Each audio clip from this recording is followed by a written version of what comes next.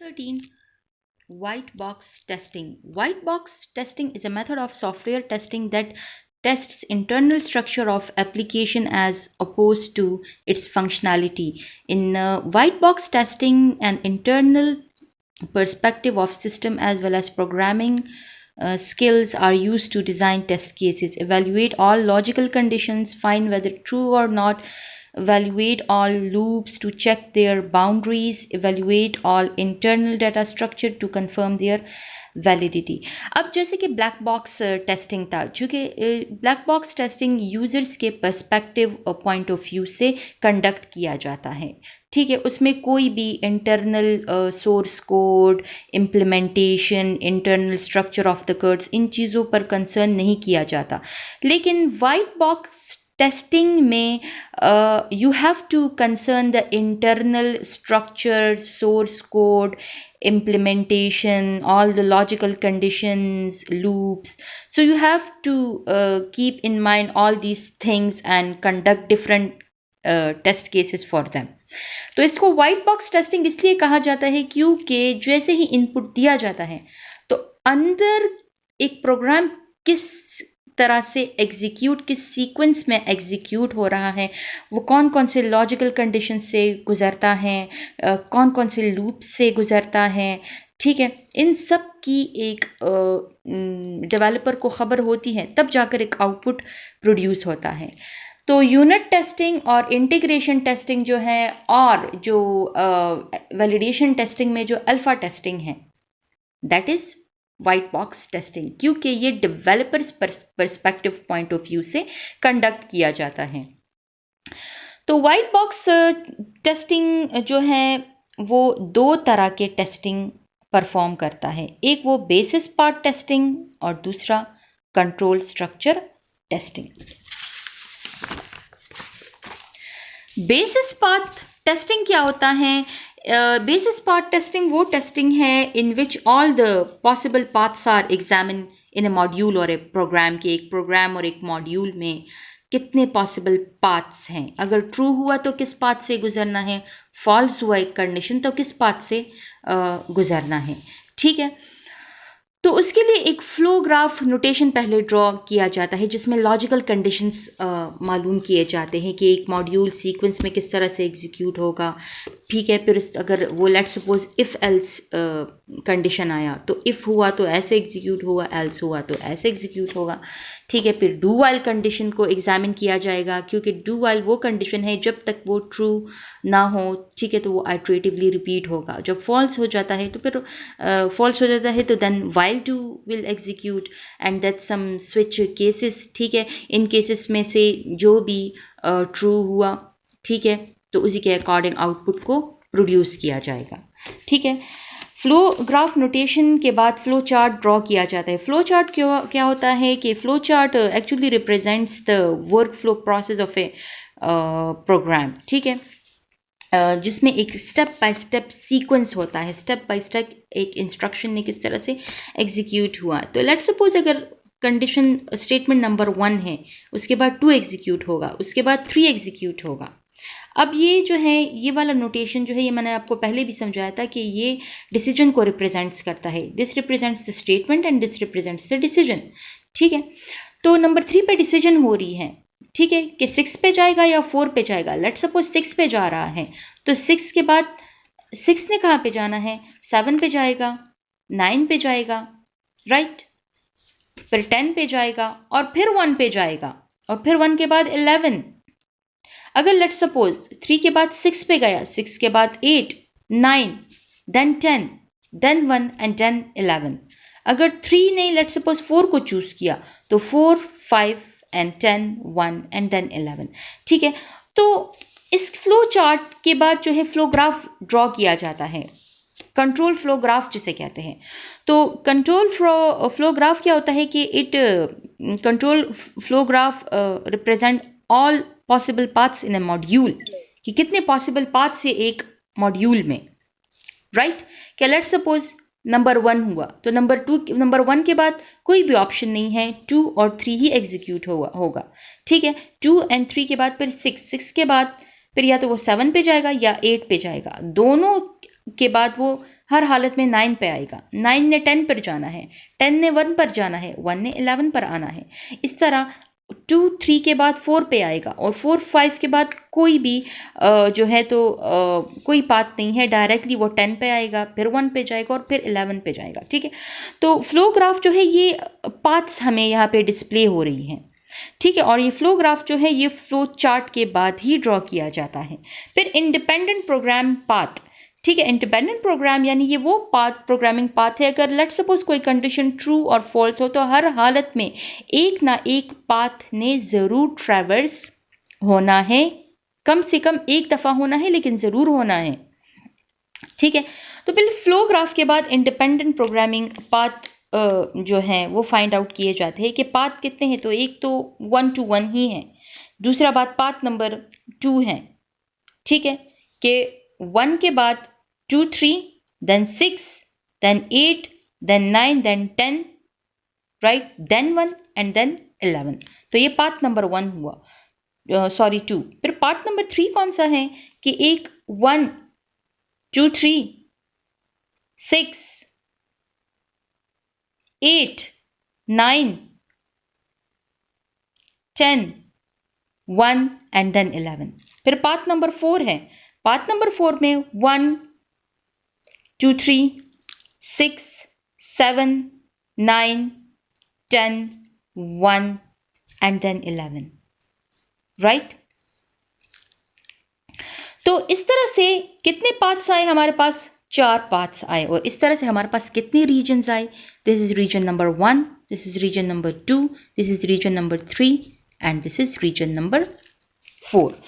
ठीक है, तो इंडिपेंडेंट प्रोग्रामिंग बाद के बाद फिर साइक्लोमैटिक कम्प्लेक्सिटी जो है कैलकुलेट की जाती है, जो कि हर एक प्रोग्राम की कम्प्लेक्सिटी को डिफाइन किया जाता है और इसका एक अपना पहला फॉर्मूला होता है। तो यहाँ फ्लो ग्राफ में देखिए कितने एजेस हैं, ये जो एजेस है दिस रिप्रेजेंट्स एजेस। तो हमारे पास टोटल 11 एजेस हैं।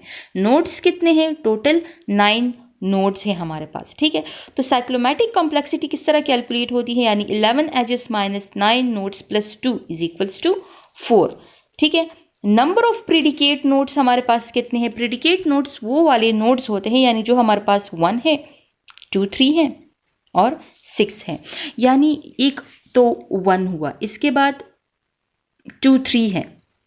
ठीक है, प्रेडिकेट नोड्स होते हैं, यानी प्रेडिकेट नोड्स वहाँ वो होते हैं जो कि एक डिसीजन रिप्रेजेंट करता है कि एक प्रोग्राम ने या तो यहाँ आना है, एक स्टेटमेंट ने, या फिर यहाँ आना है। ठीक है, तो ये 2 3 हुआ और फिर 6 है। 4 के 5 के बाद चूंकि कोई भी कंडीशन नहीं है, वो डायरेक्टली 10 पे आ रहा है, लेकिन 6 के पास 2 चॉइसेस हैं, या तो वो 7 पे जाएगा या 8 पे जाएगा। ठीक है, तो ये हमारे पास प्रेडिकेट नोड्स है। तो हमारे पास प्रेडिकेट नोड्स कितने हैं? वो 3 हैं, प्लस 1 इज इक्वल्स टू 4। तो हमारे पास जो है टोटल 4 पाथ्स हैं यहाँ पे और 4 रीजन्स हैं हमारे पास यहाँ पे। Graph matrix. ग्राफ मैट्रिक्स क्या होता है कि after independent programming path graph matrix draw किए जाते हैं। ठीक है, जिसमें हर node is represented by a row and a column. Each node is represented by, there are 5 nodes, it is represented by a row and a column, right? To find out the connection between different modules के कौन सा node जो है वो किस node के साथ connected है। ठीक है, तो यानी 1 जो है वो नंबर 3 के साथ कनेक्टेड है बाय एच ए। ठीक है, 3 जो है वो कनेक्टेड है 4 के पास बाय एच बी। अब 4 2 के साथ कनेक्टेड है बाय एच सी। ठीक है, 4 जो है वो साइड बाय साइड 5 के साथ भी कनेक्टेड है by H E, and 5 is connected to H 2 node 2 with HF, and 5 is also connected to node 3 by edge D. ठीक है, तो यहाँ पे शो हो रहा है कि कौन सा नोड किस नोड के साथ कनेक्टेड है।